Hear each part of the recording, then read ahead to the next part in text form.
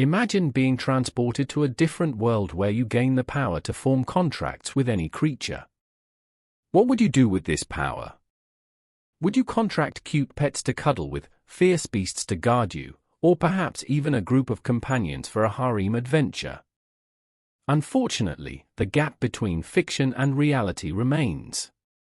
Life in another world isn't easy for our protagonist, who gets bullied for having a seemingly useless skill called contract gem.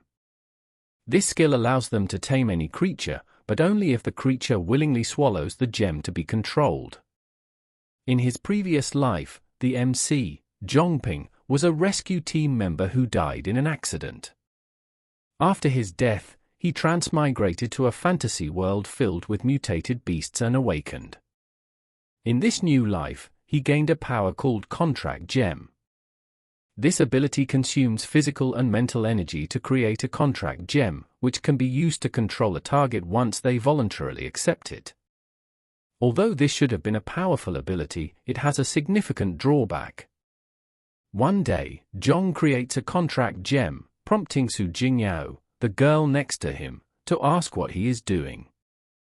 Zhang casually replies that it's nothing and jokingly offers her the gem as candy. Blushing, she tells him to get lost, asking who would want to be controlled by him. Zhang lies down, pretending to be kidding, and recalls how the original owner of his body nearly died of frustration because this ability seemed so useless. Fortunately, Zhang's resilience from his previous life kept him going. Angered, Jingyao urges Zhang not to give up so easily, reminding him that the world is vast and there must be creatures willing to let him control them.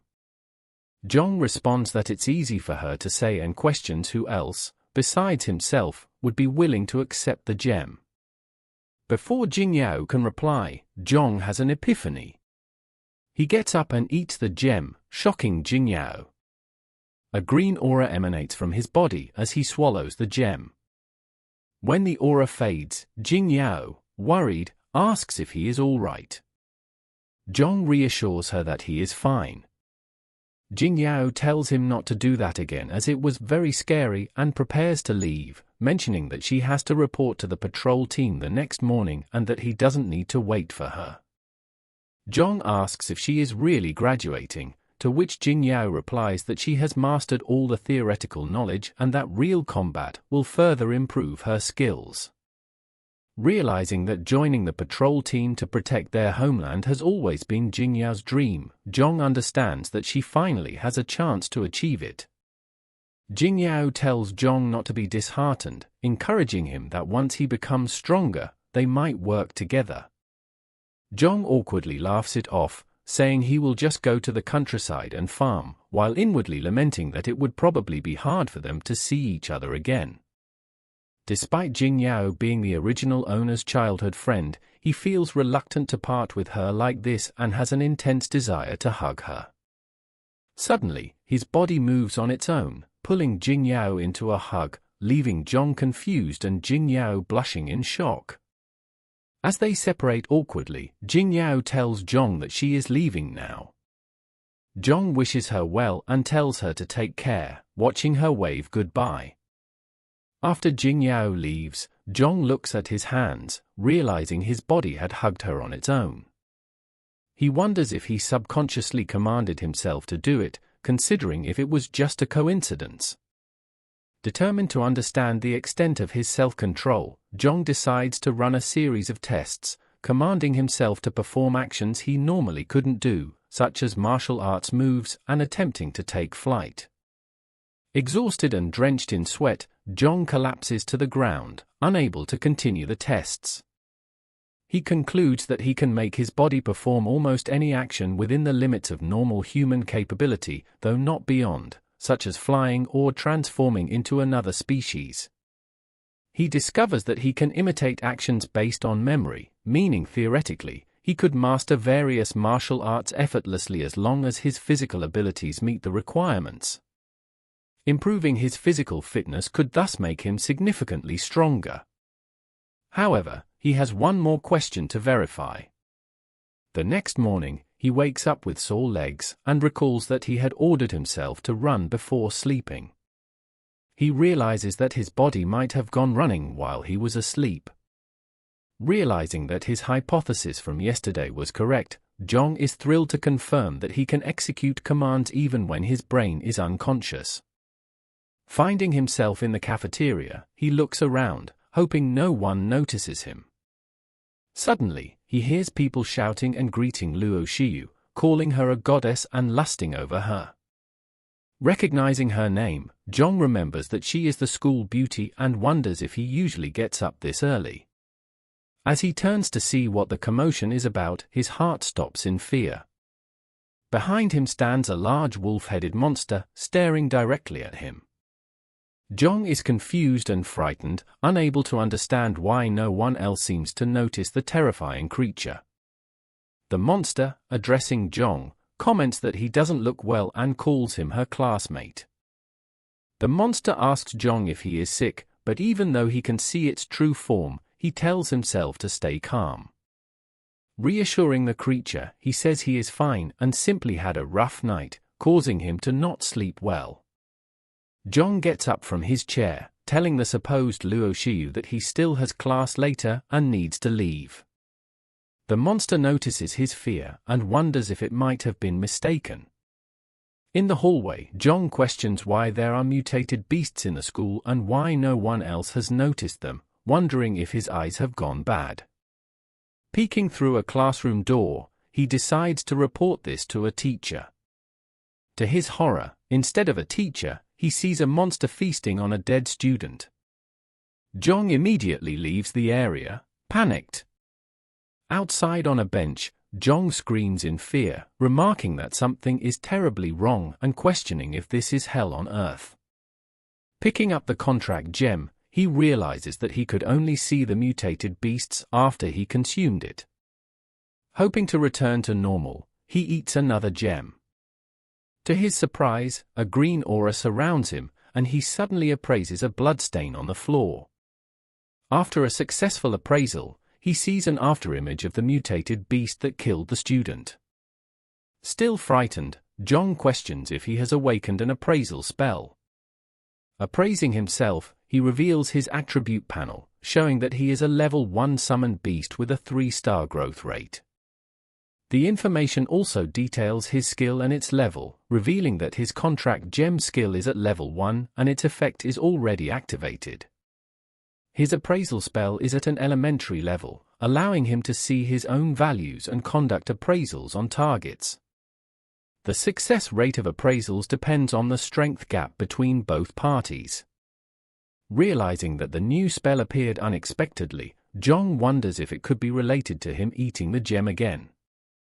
Back in the classroom, he analyzes the current situation and notes that he has become both his own summoned beast and contractor. This unique status means he is only controlled by himself, immune to external interference, and unaffected by spells. As a result, he can see the true forms of the mutated beasts. After multiple failed attempts at appraising the mutated beasts, Zhang realizes that they are actually high-level heavenly foxes, whereas he is only at level 1, making him no match for them. These foxes use a cognitive distortion ability, a heaven-defying skill that makes them appear as ordinary students chatting, even when they are eating people in plain sight. This mental control ability explains why others don't notice anything amiss. Zhang recalls that Su Jingyao's ability is also mental in nature, leading him to believe she might be able to detect these creatures and survive. After school, Zhang is shocked to discover that the mutated beasts are present outside the school as well, making him question just how many there are. As Zhang arrives at the patrol team headquarters, he steps inside and is greeted by the receptionist, who asks what he needs. Zhang replies that he is looking for Su Jingyao, recalling that she likely checked in today. The receptionist asks Zhang to wait, but he notices that she is not actually human, but a mutated beast. In the waiting area, Zhang is shocked to see more natural order foxes within the patrol team, questioning if even high-level awakened individuals can't see through their illusions. When Su Jingyao arrives, she asks what he is doing there. Zhang, concerned, says he was worried she might not adapt well, so he came to check on her. Jingyao reassures him, introducing her teammates and explaining that everyone is taking good care of her. However, Zhang, with a frown, simply says that's great. Jingyao then declares her determination to work hard and become strong so she can fight mutated beasts in the future and avenge her parents. Jingyao then suggests that Zhang join the patrol team, mentioning they are still short on people. Zhang declines, explaining that his abilities are more suited for farming and would not be much help. Jingyao pouts as Zhang tells her that since she seems to be adapting well, he won't bother her anymore. As he walks away, his fake smile fades into anger and sorrow. He says his goodbyes to Jingyao, who is no longer alive. As Zhang walks out of the building, he questions what kind of joke this is, wondering how Pearl City, supposedly home to the strongest patrol team, could be completely annihilated. Anger and sorrow boil up within him as he struggles to believe that even Jingyao, who just joined today, could be killed so quickly. Looking through the streets, Zhang realizes that these natural order foxes have infiltrated not only the school but the entire city. He comes to the horrifying conclusion that everyone in Pearl City is merely livestock for these creatures. Zhang had been delving deep into his analysis abilities, uncovering that most celestial foxes ranged from mid to high-level threats. Even the city's guard, despite their numerous powerful awakeners, couldn't stand against these creatures. The one that killed Luo Xiyu was on an entirely different level, and Zhang's instincts warned him that if he attempted to analyze it, the beast would immediately pinpoint his location. He was convinced that this monster was at least apex level, possibly even king level, and suspected it was also responsible for empowering other celestial foxes to take on opponents far beyond their usual capabilities. Another discovery Zhang made was that, unlike most mutated beasts, celestial foxes were exceptionally intelligent. Not only were they masters of disguise, able to blend seamlessly into their surroundings, but this facade hid their true nature. Their primary targets were always the most powerful individuals or high-profile figures, while everyone else was simply livestock, kept around as future prey. Zhang knew that confronting them head-on would be suicidal, but he couldn't stand idly by while innocent lives were at stake. He needed to grow stronger. A week later, as Zhang woke up, he noticed he'd been rising earlier each day. He realized that pushing his body to its limits had resulted in needing less sleep. Zhang had been pushing himself hard over the past few days, leveling up once through intense training. Along with that, he had been trying to create and consume more gems, hoping to unlock a new power. However, ever since he awakened his analysis ability, all the gems he had created were colorless and had no effect when consumed. But today, Zhang finally crafted a colorful gem. Although it didn't seem particularly appetizing, he swallowed it, hoping it would work. As soon as the gem went down, a glow of light radiated from his body, causing Zhang to question what was happening. He quickly opened his status panel, where he could see his level, growth potential, and abilities. To his relief, the gem worked. He had unlocked a new ability, Nightwalker. This power granted him night vision, drastically reduced his presence in the dark, increased his movement speed, lowered his weight, and even made him completely invisible in shadows. Inspecting his abilities more closely, Zhang noticed that his contract gem ability had also leveled up, possibly tied to his overall growth. A smile crept across his face as he wondered if gaining new powers would consistently raise his level. If so, he thought, there would be no limit to how powerful he could become. Realizing this, Zhang jumped to his feet, thinking there was no time to waste. It was time for more training, and he could use this session to test his new Nightwalker ability. As he sprinted outside on the track, Zhang realized that his vision in the dark was even sharper than in daylight. As he continued running, something unusual caught his eye, a ring lying on the ground. He came to a halt and picked it up, puzzled as to why a ring would be there.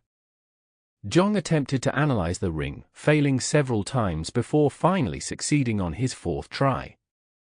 The results astonished him. It was an assassination ring, an item that caused all living beings to subconsciously ignore the wearer. Suddenly, the system announced that a playback was initiated, and Zhang found himself watching a scene unfold before his eyes. He saw a man wearing a mask standing with someone who appeared to be Luo Xiyu, though Zhang quickly realized this was an imposter.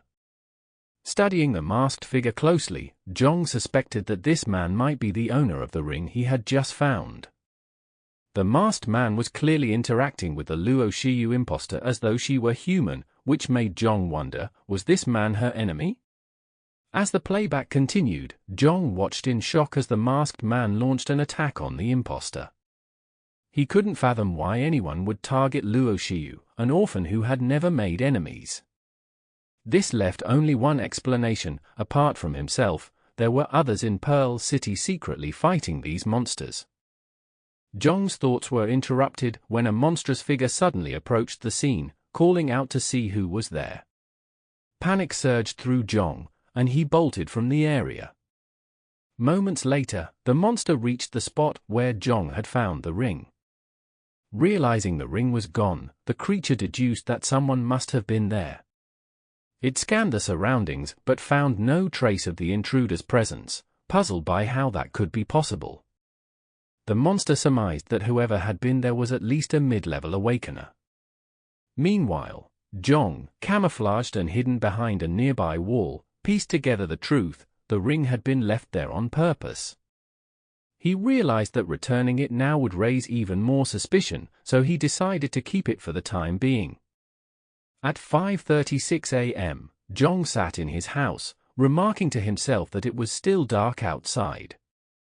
Reflecting on the earlier encounter, he understood that his Nightwalker ability combined with the ring had rendered him completely invisible to the monster. This revelation led him to a crucial realization: strength wasn't just about his abilities, it was also about the gear he could get his hands on. Suddenly, heavy footsteps of a monstrous figure approached Zhang's house, and a mysterious voice called out to him. Startled, Zhang demanded to know who it was. The voice urged him to hide, but Zhang continued to ask who was speaking. Moments later, the voice manifested into the spirit of Su Jingyao, who warned him, "They are coming." As celestial foxes infiltrated Zhang's home, they approached his bed where he appeared to be sleeping. One of the foxes, wearing a ferocious grin, eyed him suspiciously. "Is this the one?" it sneered, conjuring a ball of red energy in its hand. Raising the energy high above its head, the fox declared, "Die, Zhang."